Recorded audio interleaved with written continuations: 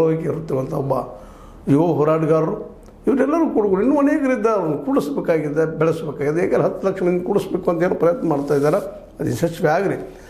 ಕೇವಲ ಮೂಮೆಂಟ್ ಮಾಡೋದಷ್ಟೆಲ್ಲ ಜನರಲ್ಲಿ ಜಾಗೃತಿ ಮೂಡಿಸಿ ಜನರು ಈ ಭೂ ಮಾಫಿಯಾಗಳಿಗೆ, ಸಾರಾಯಿ ಮಾಫಿಯಾಗಳಿಗೆ ದುಡ್ಡು ಹಚ್ಚಿ ಓಟ್ ಹೊಡ್ಕೊಂಡು ಹೋಗುವಂಥವ್ರಿಗೆ, ಅಧಿಕಾರ ಕೊಡುವಂಥವ್ರಿಗೆ, ನಮ್ಮ ಭೂಮಿಗಳನ್ನು ಕಬಳಿಸುವವ್ರಿಗೆ ಅಧಿಕಾರ ಸಿಗದಂಗೆ ಮಾಡಬೇಕಾಗ್ಯದ. ಅಂದಾಗ ನಾವು ಯಶಸ್ವಿ ಆದಂಗೆ. ಇದು ರಾಜಕೀಯ ಬರಬಾರ್ದು, ರಾಜಕೀಯ ಪ್ರಶ್ನೆ ಇಲ್ಲ.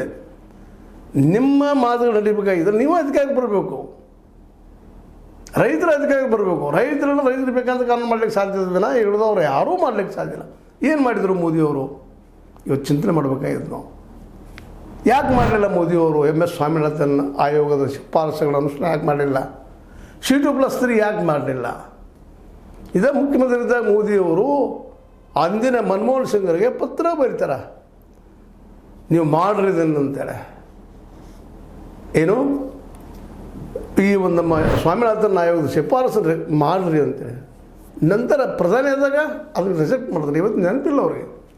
ಮತ್ತು ಹೊಸ ಕಾರಣದಲ್ಲಿ ಹೊರಟಿದ್ರು ಅವ್ರು 3 ಕಾರ್ಯಕ್ರಮ ಪೂರ್ತಿ ಇಡೀ ಕೃಷಿಕರನ್ನು ಈ ಮಾರ್ಕೆಟದ ಬಾಯಲ್ಲಿ ತಿಮಿಂಗಲ ಕೈಯಲ್ಲಿ ಕೊಡಕ್ಕೆ ಹೊರಟಿದ್ರು.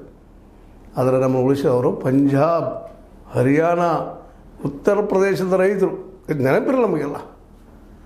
ಈ ಹಿನ್ನೆಲೆಯಲ್ಲಿ ಇವತ್ತು ಚಿಂತನೆ ಬೀಳಬೇಕಾಗಿದೆ. ಅವ್ರಿಗೆ ಕೇವಲ ಮೂಮೆಂಟ್ ಮಾಡೋದು, ಸ್ಟ್ರೈಕ್ ಮಾಡೋದು, ಮತ್ತು ಮರಿದು ಒಂದಿಷ್ಟು ಅಲ್ಪ ಯಶಸ್ಸಿಕ್ಕರೆ ಆರಾಮಾಯ್ತು ಅನ್ನುವಂಥದ್ದು ಬಿಟ್ಟು ಬಿಡಬೇಕಾಗಿದೆ. ಇಲ್ಲ, ಆಮೂಲಾಗ್ರಹ ಪರಿವರ್ತನೆ ಆಗೋದು ಕೇವಲ ರೈತ ಸಮುದಾಯದಿಂದ ಮಾತ್ರ. ಯಾಕೆಂದರೆ ಅವರೇ ಇವತ್ತು ನಮ್ಮ ದೇಶದ ಪ್ರತಿಯೊಬ್ಬ ಇವತ್ತು